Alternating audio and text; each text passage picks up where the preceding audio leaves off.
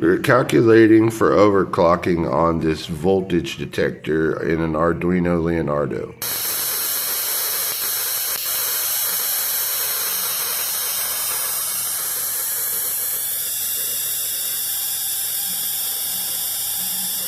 It's at 6 milliseconds per oscillation. Now we want to calculate it again.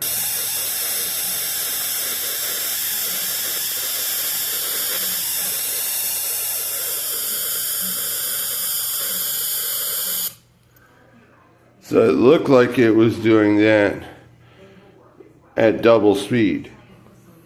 Let's calculate it. 1 1,000, 2 2,000, 3 3,000, 4 4,000, 5 5,000, 6 6,000, 7 7,000.